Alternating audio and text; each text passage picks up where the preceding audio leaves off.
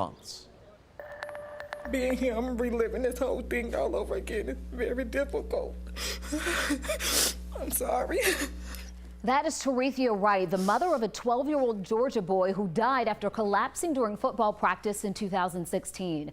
Wright was scheduled to speak this morning before Georgia House Study Committee on heat-related sports injuries. She approached the podium in tears, made that brief statement, and then left overcome with emotion. Her son, Johnny Tolbert, died 3 years ago after suffering a heat stroke at the Welcome All Park in South Fulton. The temperature that day peaked in the mid-90s. Now, the purpose of the House Committee study, or the House Study Committee, is to protect young athletes from similar circumstances.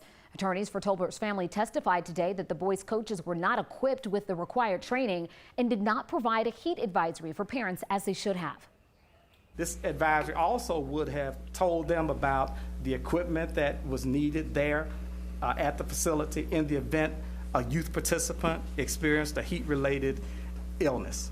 And again, none of that was done. Tolbert's family is asking for more state oversight.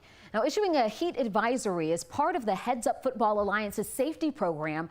The Welcome All Park Athletic Association was part of that program at the time. Now, here are some other steps that you can take to prevent heat exhaustion in your young athlete. The program recommends staying hydrated and keeping electrolyte beverages on hand. Now, coaches can plan workouts during early mornings or in the evenings when it's cooler.